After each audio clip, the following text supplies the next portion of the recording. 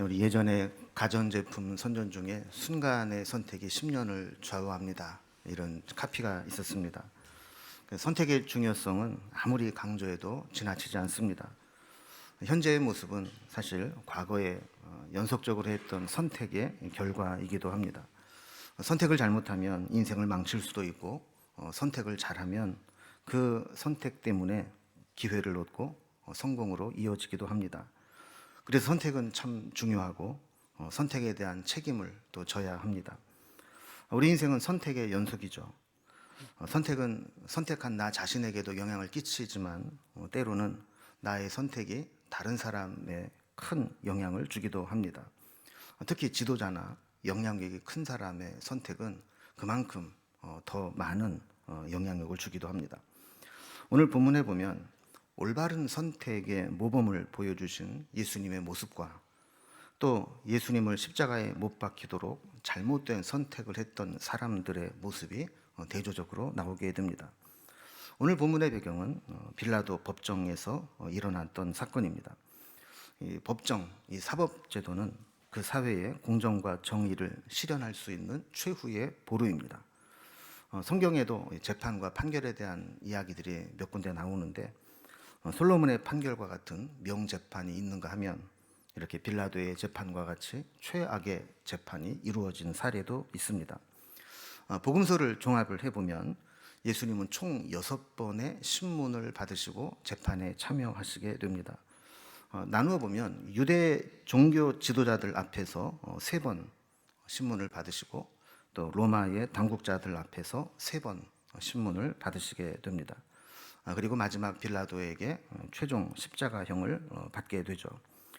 이 재판들은 모두 불법성이 있습니다. 강제 연행, 불법 신문, 졸속 판결, 신속 처형과 같은 문제가 있습니다. 사람의 생명이 걸린 문제이고 사형에 처하는 판결인데도 경범죄를 처벌하듯이 즉결 심판으로 1심으로 판결을 하고 당일에 십자가형이 집행되었습니다. 이 신문들을 다시 한번 정리를 해보면 예수님은 밤중에 체포당하셔서 밤새 대제사장 안나스와 가야바에게 신문을 받습니다. 그리고 산헤드린 공회에 연속적으로 신문을 당하시다가 이제 날이 밝게 되자 예수님을 결박하여 빌라도에게 끌고 와서 넘겨주게 되죠. 오늘 본문 마가복음 15장 1절에 보면 새벽에 대제사장들이 즉시 장로들과 서기관들 곧 온 공회와 더불어 의논하고 예수를 결박하여 끌고 가서 빌라도에게 넘겨주니 그랬습니다. 유대 종교 지도자들이 로마법에 의해서 예수님을 처형하기 위해서 빌라도에게 넘긴 것입니다. 처음에 빌라도는 이 고발건을 접수하면서 로마법에 의한 재판에 연루되지 않기를 원했습니다. 요한복음 18장 31절에 보면 빌라도가 이르되 너희가 그를 데려다가 너희의 법대로 재판하라. 유대인들이 이르되 우리에게는 사람을 죽이는 권한이 없나이다 하니 그랬습니다. 자, 데려다가 너희 법대로 재판하라 라는 것은 고발건을 접수해서 보니 이건 로마법으로 집행할 것이 아니고 너희 종교에 관한 법이니까 너희 종교법대로 재판하라 하는 이야기죠. 그런데 유대인들은 우리에게는 사람을 죽이는 권한이 없나이다 하면서 굳이 빌라도 법정에 세우게 됩니다. 사실 성경을 보면 암암리에 그들은 종교 재판을 통해서 사형을 집행했고 로마도 그것을 묵인해 왔던 것을 보게 됩니다. 사도행전 7장에 보면 스데반 집사님의 순교 사건이 나오게 되는데 이 스데반 집사님의 전도와 설교를 들은 자들이 일제히 달려들어서 사울이라고 하는 사도 바울 앞에 겉옷을 벗어두고 돌을 들어서 스데반에게 던져서 죽게 했던 사고가 있었습니다. 그들은 율법대로 자신의 종교법대로 투석형으로 사형을 집행했던 것입니다. 이 일이 나중에 로마법에 저촉이 되어 문제가 되었다 하는 후속 기사가 없는 것으로 보아서 그 당시에도 이 종교재판으로 투석형, 처형이 집행되었고 로마도 묵인했던 것을 알 수 있습니다. 자, 그러면 유대 종교 지도자들은 왜 그들이 사형을 집행할 수 있었음에도 불구하고 굳이 빌라도에게 고발을 해서 로마법에 의해서 처형을 받게 했을까요? 그것은 아마도 아직 예수님을 추종하는 사람들이 많다는 것을 의식했기 때문일 겁니다. 그들이 만약에 종교법으로 예수님을 죽게 하면 나중에라도 그것에 대한 책임을 져야 되기 때문이죠.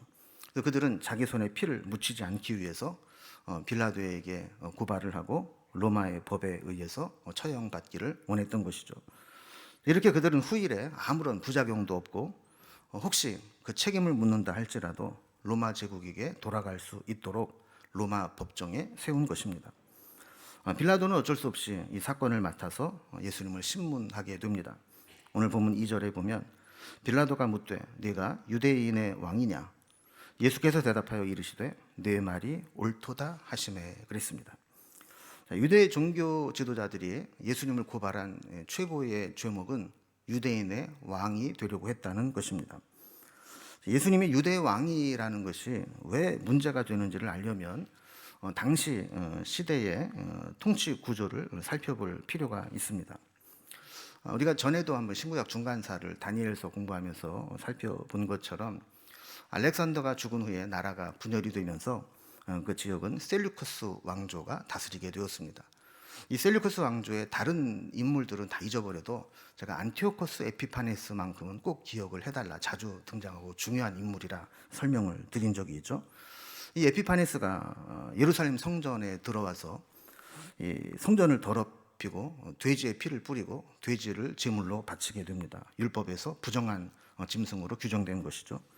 그리고 성전에 제우스 신상을 세우게 됩니다. 그리고 법적으로 성전에서 누구든지 제사를 드릴 수 없도록 성전 제사를 금지하고 할례도 받지 못하도록 금했습니다. 이렇게 되자 종교심에 강한 유대인들은 크게 반발을 해서 저항운동이 일어나게 됩니다. 그리고 이것이 독립운동으로 발전을 해서 힘의 공백이 생겼을 때 일시적으로 유대인들이 독립국가를 세우게 됩니다. 그것이 하스모니안 왕조라는 것입니다. 이런 힘의 공백기 한편에서 로마 제국은 서서히 이 주변 세력을 규합하면서 세계 대제국으로 힘을 키워가고 세력을 확장하고 있었죠. 이런 시대를 잘 읽었던 헤롯 대왕은 로마의 옥타비아누스 황제에게 충성을 맹세하면서 이스라엘 지역을, 팔레스틴 지역을 다스리는 왕으로 임명을 받게 됩니다. 로마 입장에서는 아직 유대 팔레스틴 지역까지 직접 통치할 여력이 없었고 또 독립운동이 일어났던 나라이기 때문에 이것을 무산시키기 위해서는 유대인 출신이 아닌 비유대인 출신으로 왕을 세워서 통치하려고 했던 것이죠. 그래서 우리가 알다시피 헤롯 대왕은 유대인이 아닙니다. 에돔 지역의 이둠의 사람인데 이 비유대인 출신의 헤롯 대왕을 통해서 로마는 대리 통치를 시작한 것입니다. 자, 그런데 문제는 이 헤롯 대왕이 죽은 후에 이 권력 구조가 재편되는 과정에서 생기게 됩니다. 로마는 헤롯 대왕이 죽은 후에 힘을 분산시키기 위해서 유대 지역을 세 지역으로 나누어서 분봉왕이라는 제도를 세워서 다스리게 했습니다. 이 분봉왕이라고 하는 것은 한자로 보면 황제가 영지를 나누어 주어서 봉건 세력처럼 제후로 삼은 왕이다. 이게 이제 분봉왕이라는 뜻입니다. 그리고 영어로는 테트라아크, 그래서 사를 뜻하는 테트라하고 통치를 의미하는 아크가 합성된 말입니다. 그래서 원래 의미는 4명의 공동 통치라고 볼 수 있는데 4명이 통치했다는 얘기는 나라를 넷으로 분할해서 통치했다 이런 것이죠. 그래서 이렇게 분할된 꼭 넷이 아니더라도 분할된 지역의 한 왕국을 위임받은 왕, 이것이 이제 분봉왕이라는 이제 뜻이 됩니다. 그래서 헤롯이 죽은 후에 그의 아들들 중에 3명의 아들에게 나라를 나누어서 분봉왕으로 세우게 됩니다. 그래서 헤롯 아켈레오, 헤롯 안티파스, 헤롯 빌립 이런 사람들이 등장을 하게 됩니다. 근데 그 중에 이제 아켈레오라는 사람이 폭정을 일삼고 백성들을 괴롭히게 되자 백성들이 반란을 일으키게 됩니다. 그러니까 한 지역에서 유대인들이 거세게 반발을 하고 반란이 일어나게 되자 로마의 황제는 이때부터 로마에 직접 통치를 할 수 있는 통치자를 파견해서 통치하기 시작했는데 이렇게 파견된 사람이 바로 총독이라는 사람이었습니다. 성경에 등장하는 빌라도라는 총독은 5대 총독으로 부임해서 사역을 하는 사람이었습니다. 그는 AD 26년에서 36년까지 10년 동안 총독의 자리에 있었습니다. 보통 총독이 거주하던 지역은 지중해 연안의 가이사랴라는 곳에 있었습니다. 그런데 이런 유월절과 같이 전 세계에서 이 유대인들이 모여오는 대규모 집회가 있는 때는 치안이라든지 혹시 있을 수 있는 불상사에 대비해서 이런 총독도 예루살렘에 와서 대기를 하고 있었던 것이죠. 자, 이렇게 이제 이중 통치 구조가 있었습니다. 한쪽에서는 아직 남아있는 분봉왕들이 자기의 영토를 다스리고 있었고, 또 한쪽에서는 로마에서 파견된 이 총독이 통치권을 행사하고 있었고, 이런 권력 구조의 충돌이 있다 보니까 이 분봉왕과 총독 사이에는 감정이 좋을 수가 없죠. 그래서 누가복음 23장 12절에 보면 헤롯과 빌라도가 전에는 원수였으나 당일에 서로 친구가 되니라 그랬습니다. 여기 등장하는 헤롯은 갈릴리 지역을 통치하던 헤롯 안티파스, 헤롯 안디바를 의미합니다. 자, 그러니까 이 분봉왕과 빌라도 총독 사이에 권력 충돌의 관계로 서로 원수처럼 지냈는데, 예수님을 죽이자 하는 그 목적에는 서로 친구가 되어서 의기투합하게 되었다라는 겁니다. 그럼 제가 무슨 얘기를 하려고 이렇게 장황하게 배경을 설명했냐면, 당시의 왕은 철저하게 로마에서 인정한 사람, 로마에서 임명한 사람만 왕이 될 수 있었습니다. 그런데 예수님은 로마에서 유대인의 왕으로 인정하지도 않았고 임명하지도 않은 사람입니다. 그런데 만약에 예수님이 스스로를 내가 유대인의 왕이다라고 주장을 하고 선동을 해서 백성들을 모았다면 이것은 그야말로 로마에 대한 반역죄가 형성되는 것이죠. 여기에 대한 예수님의 답변은 네 말이 옳도다라는 답변이었습니다. 우리말 성경 번역에 보면 예수님이 인정한 것처럼 보이지만 원어에는 좀 의미가 약간 다른 뉘앙스로 되어 있습니다. 원어에는 뭐라고 되어 있냐면 수 레게이스 이렇게 되어 있어요. 수는 내가라는 뜻이고 레게이스는 말했다 이런 뜻입니다. 그래서 내가 말하는도다. 좀 이제 의역을 좀 해보면 나를 유대인의 왕이라고 말하는 것은 내가 아니라 바로 너 빌라도다. 네가 그렇게 말한 것이다. 이런 의미가 되는 것이죠. 자, 요한복음에는 이 답변을 조금 더 상세하게 기록을 해놓고 있습니다. 요한복음 18장 36절에 보면 예수께서 대답하시되 내 나라는 이 세상에 속한 것이 아니니라. 만일 내 나라가 이 세상에 속한 것이었더라면 내 종들이 싸워 나로 유대인들에게 넘겨지지 않게 하였으리라. 이제 내 나라는 여기에 속한 것이 아니니라 그랬습니다. 이 말씀의 핵심은 뭐냐면 나는 너희들이 말하는 것처럼 이 세상에서 유대인의 왕국 내 나라를 세우려고 하는 게 아니다. 내 나라는 이 세상의 나라가 아니고 하나님의 나라다라는 것을 강조하는 것이었습니다. 눈치 빠른 빌라도는 금방 알아챘습니다. 이게 정치적인 목적으로 선동해서 왕이 되려고 하는 게 아니었구나. 종교적인 문제였구나라는 것을 깨닫게 된 것이죠. 그래서 빌라도는 처음에는 사실 이 로마법으로는 예수님을 정죄할 수 없다는 것을 알고 예수님에게 퇴로를 좀 열어주려고 했습니다. 오늘 본문 3절과 4절에 보면 대제사장들이 여러 가지로 고발하는지라 빌라도가 또 물어 가로되 아무 대답도 없느냐 그들이 얼마나 많은 것으로 너를 고발하였는가 보라 하되 그랬습니다. 대제사장은 이런저런 죄목을 가지고 예수님을 고발했습니다. 그러나 반란죄가 성립이 안 되는 것을 확인했으니까 다른 고발건에 대해서도 해명을 하고 풀려나라. 네가 잘 해명을 하면 내가 설득을 해서 너를 풀어주겠다. 이런 의도가 담겨져 있는 거죠. 그런데 예수님의 반응이 좀 의외입니다. 5절에 보면 예수께서 다시 아무 말씀으로도 대답하지 아니하시니 빌라도가 놀랍게 여기더라 그랬습니다. 그럼 보통 사람 같으면 법정에서 이렇게 피고로 붙잡혀 오게 되면 어떻게든지 자기의 무죄를 주장하고 자기의 죄를 낮춰서 풀려나려고 변론을 하고 자기를 변호하려고 했을 겁니다. 그런데 예수님은 더 이상 그 어떤 변론도 하지 않으셨다는 겁니다.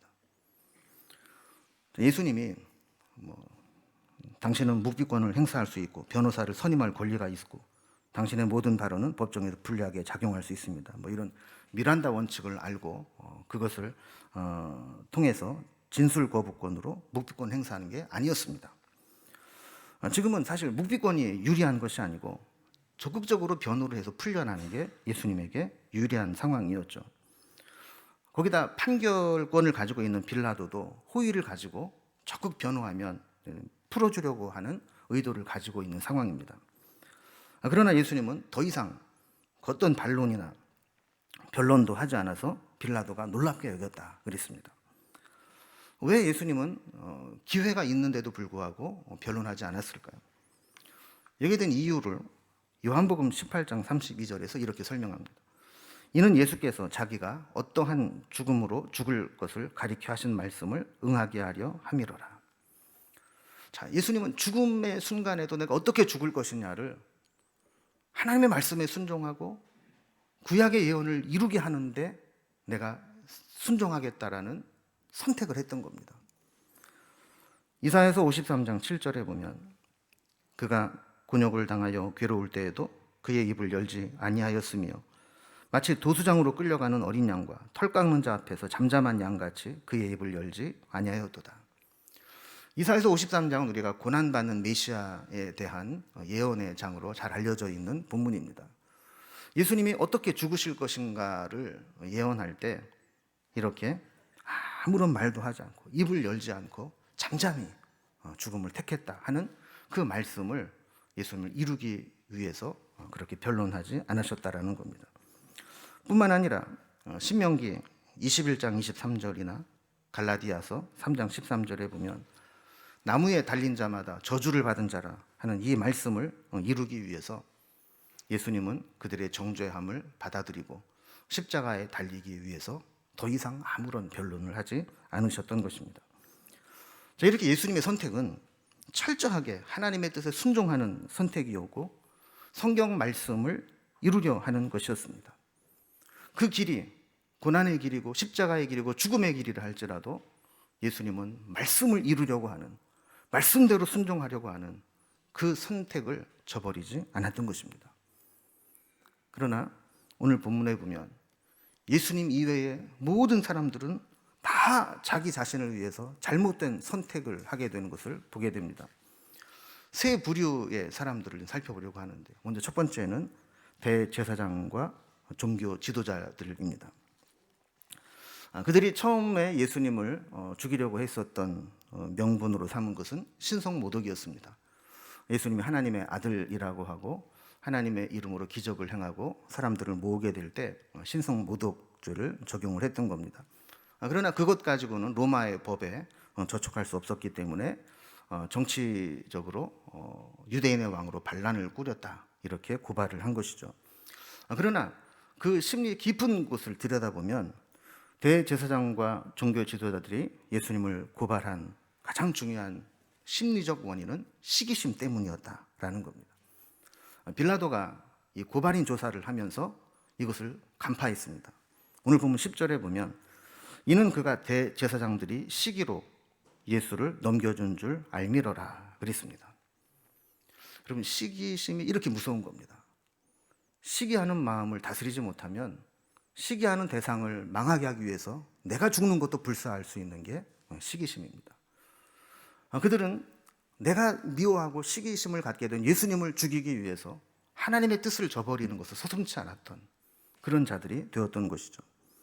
그러면서도 자신들의 손에 피를 묻히지 않으려고 했습니다.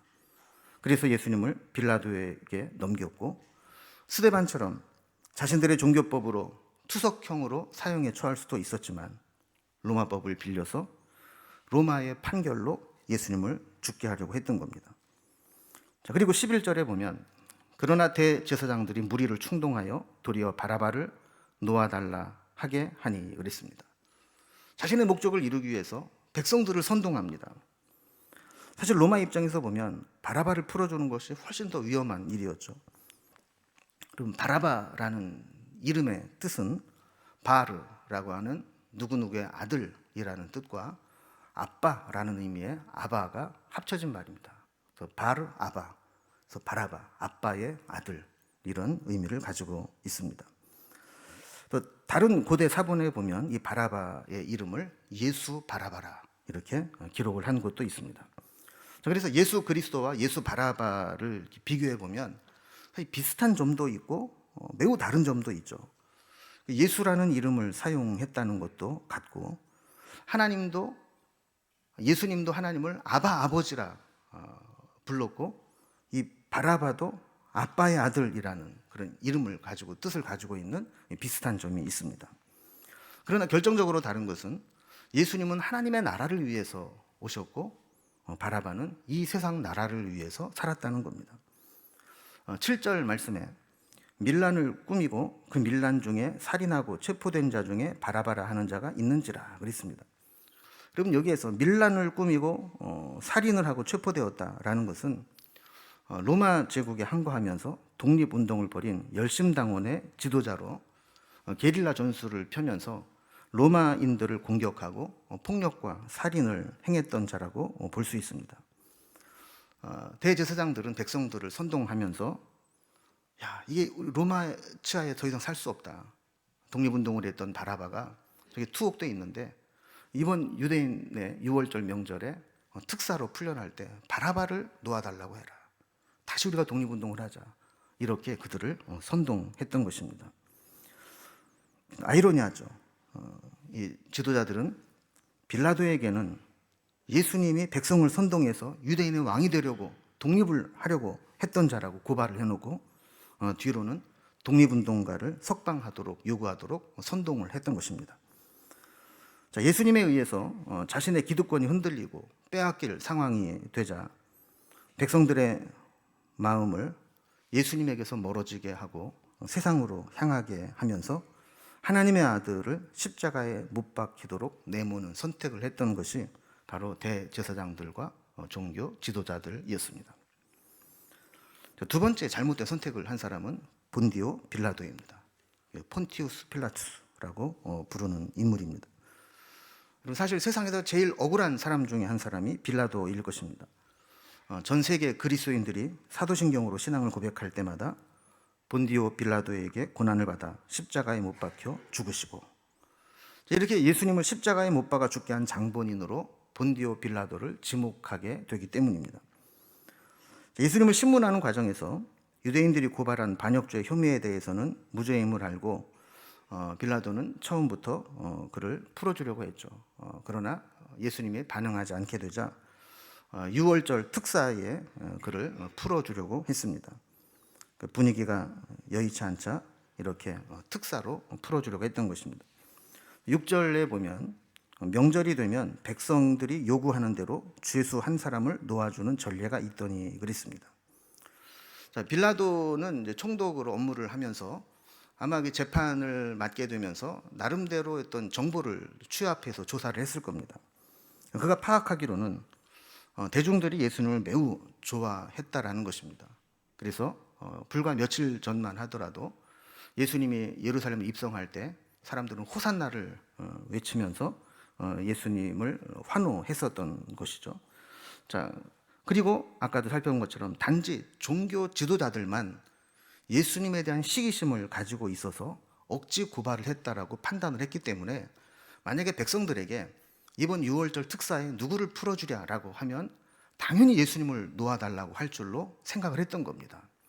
그래서 그는 대제사장들에게 무리들이 선동된 것도 모르고 누구를 풀어주랴 이렇게 물어봤지만 사실 백성들의 태도는 180도 돌변해 있었죠.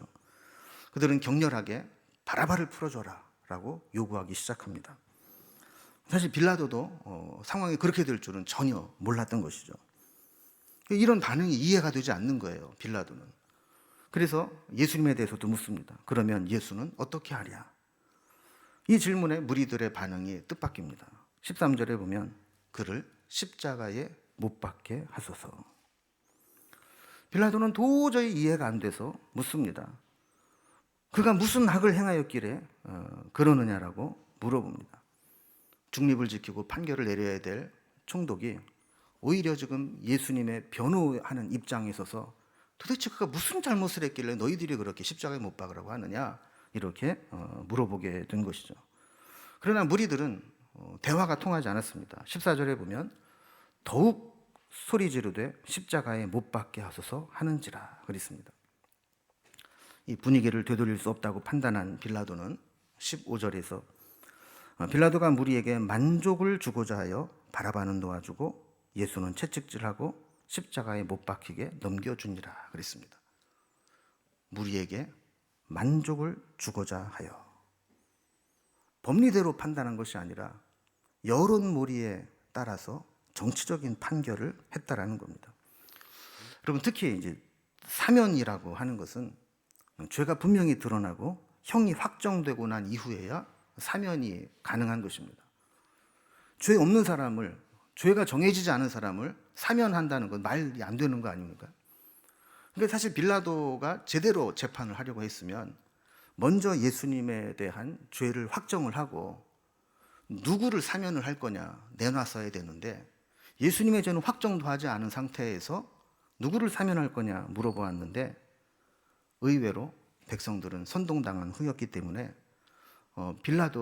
빌라도에게 바라바를 놓아주라, 그리고 예수를 십자가에 못 박으라, 이렇게 요구하게 되었던 겁니다.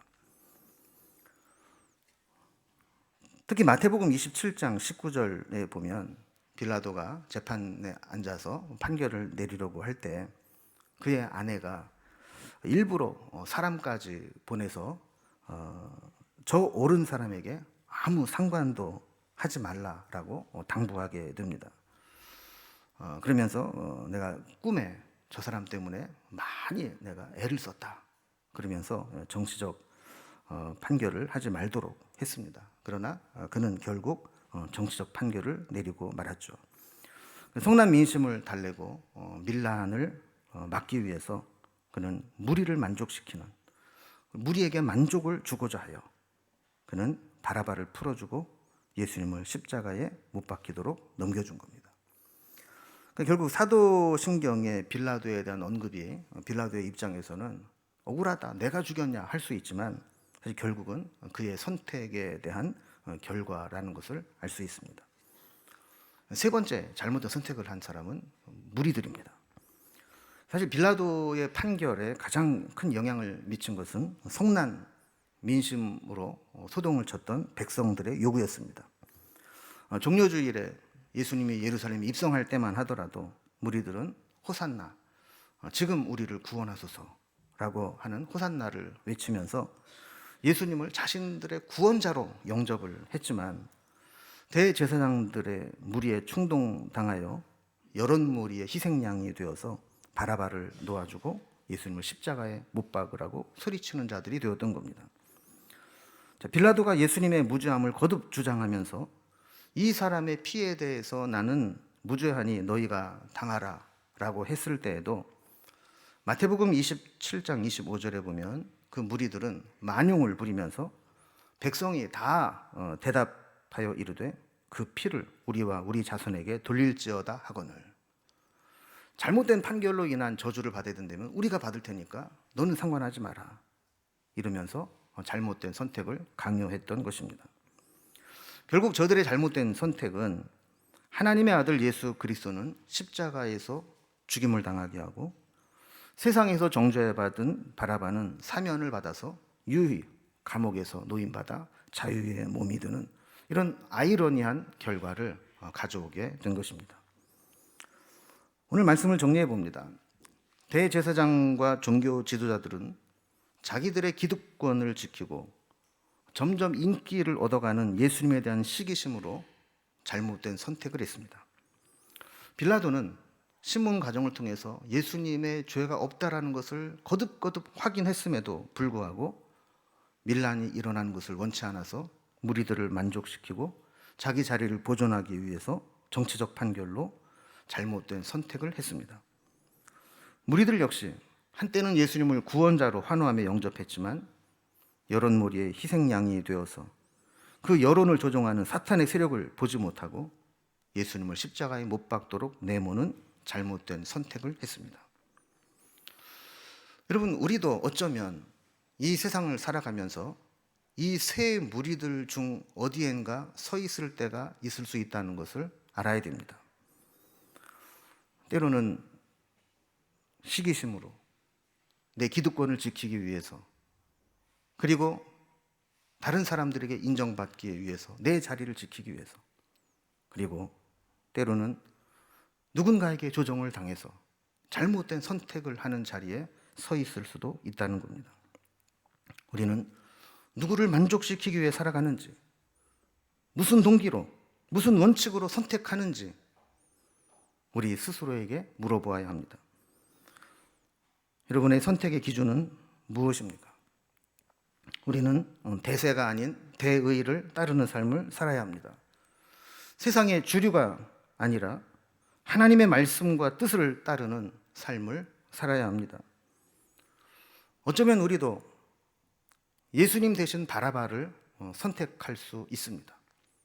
우리가 살아가면서 때로 나의 편안함과 이익을 위해서 신앙 양심을 꺾어버리고 다른 것을 선택할 수 있다는 것이죠. 믿음의 길을 가지 않고 내 유익을 위해서 다른 것을 선택했다면 그것이 내가 선택한 바라바입니다. 여러분, 살아가면서 우리는 수많은 선택 앞에 직면하게 되고 선택의 결과로 내 인생은 결정되어져 갑니다. 그리고 내 선택에 대한 무한 책임을 져야 될 때가 있습니다. 그럴 때 우리는 어떤 기준으로 무엇을 선택할 것인지 기도하면서 늘 성경적 기준으로 선택을 이어져 나갈 수 있기를 주님의 이름으로 기원합니다. 기도하겠습니다.